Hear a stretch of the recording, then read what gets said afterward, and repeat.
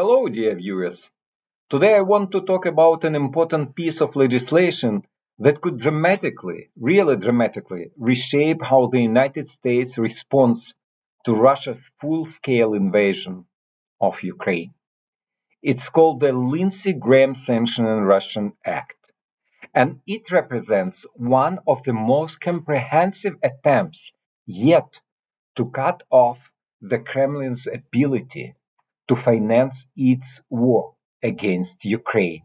And as you probably already know, this legislation passed Senate last week. For years, Russia has relied heavily on oil and natural gas export to fund its military operation and its military machine overall. These revenues are the backbone of the Kremlin's budget. They pay for missiles, drones, ammunition, and the entire machinery behind the invasion of Ukraine. And while previous sanctions have had some effect, they also created so called loopholes that Russia has learned to exploit extremely well.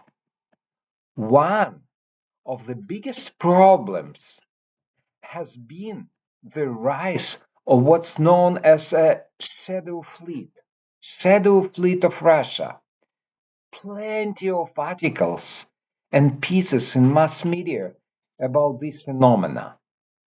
This is a large network of tankers with marquee ownership structures, often operating under the flags of other countries and used specifically to transfer Russian oil outside of normal regulatory oversight. These ships help Russia to get around the origin of its oil, mix it with other supplies, and move it through ports where enforcement is weak.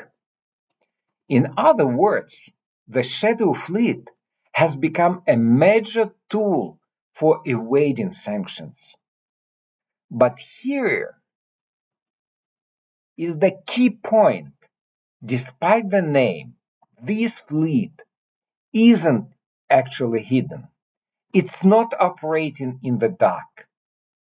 It's openly flaunting the fact that Western countries, and especially the United States, have not been enforcing strong countermeasures. Russia has been able to keep exporting oil and consequently was able to keep earnings billions of dollars and keep consequently financing its war, financing its aggression against Ukraine. The new legislation should change the current situation and change this current situation dramatically. The Lindsey Graham Sanctioning Russia Act has three major components. Let me brief you on those three components. Each designed to hit Russia's revenue streams directly and close the loopholes that have allowed the Kremlin to keep earning money.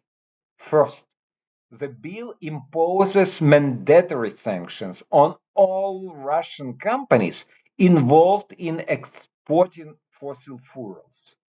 This includes not only the big energy giants, but also the financial vehicles, intermediaries, and infrastructure projects that support the export system. The idea is very simple. If you help Russia sell its oil or gas, you will pay consequences. And these consequences would be very strong. Second, the bill directly targets the shadow fleet. Anyone who deals with these tankers Whether they are providing insurance, whether they are providing financing, port access, or logistical support, will be subject to strict American sanctions. This is a major shift, really a major shift in approach. It means the US will no longer tolerate the loopholes that have allowed Russia to keep exporting oil under the radar. Third issue, the legislation introduces targeted tariffs on countries that continue buying Russian oil and gas. Yes, you can you can argue that many times it was under the discussion also within the United States of America. But this time is going to be different. These tariffs are designed to make it economically unattractive to purchase Russian energy unless the buyer demands a very steep discount. In practice, this means Russia will be forced to sell its oil at much lower prices, reducing consequently the money they are able to receive after these operations of selling gas. Now, it's important to understand how these affect global markets, which was a huge constraint, including of this administration. The bill is structured so that Russia will likely continue producing and exporting, consequently, oil at roughly the same volumes as before. Why? Because the marginal cost of producing oil in West Siberia of Russia, main oil region of the country, is around $15 per barrel.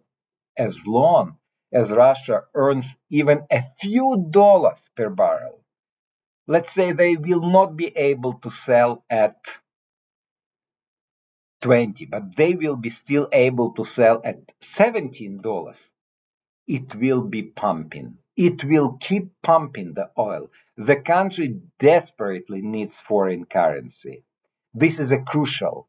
The legislation is not expected to rise global oil prices. The world market is determined by global supply and demand, and Russia will still be supplying oil. What changes in the price Russia receives? That price will fall, definitely will fall, potentially by a lot. And that's where the pressure comes in. A lower net price for Russian oil means less money for the Kremlin. Less money for the Kremlin means that less money to import electronics and components for missiles and drones they are using in its war against Ukraine. Less money to support the military, less money to stabilize an economy of Russia that is already under enormous strain after more than 4 years of this war.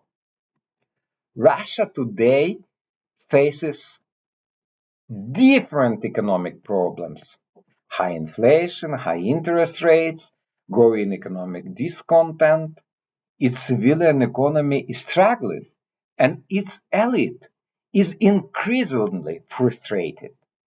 By hitting the country's most important source of hard currency, this bill would intensify that pressure dramatically. Supporters of the legislation argue that this is exactly how the United States should strengthen its negotiation position. As President Trump often says, everything is a negotiation. And the best way to negotiate with Vladimir Putin is to increase American leverage, to show that the US has credible tools to limit Russia's ability to wage war. And actually, exactly what was done before the collapse of Soviet Union. Passing this act would do exactly that. Beyond the geopolitical impact, there are also broader global benefits: a more stable world economy, more resilient oil and gas markets, lower inflationary pressure caused by emergency military procurement, and, importantly, a secure Ukraine that can once again serve as a major supplier of food products to the world. Should I remind you that this year Ukraine has a huge grain harvest, and we are expecting to export to the world somewhere very close to 50 million ton of grains.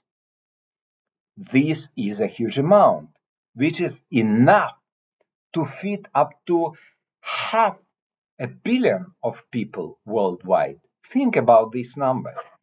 In short, the Lindsey Graham Sanctioning Russia Act is designed to close loopholes, enforce real consequences, and significantly reduce the Kremlin's ability to finance its war, all while protecting the US economy and global energy market. It's a powerful example of bipartisan cooperation aimed at addressing one of the most urgent international crises of our times. And if implemented effectively, it could become a turning point in the efforts to bring the war to an end and restore stability to the global economy. Thank you very much. I hope that this piece was useful for you. And I am expecting that you are going to subscribe to my YouTube channel, and your likes are very welcome. And also your comments. Thank you very much, and see you next time.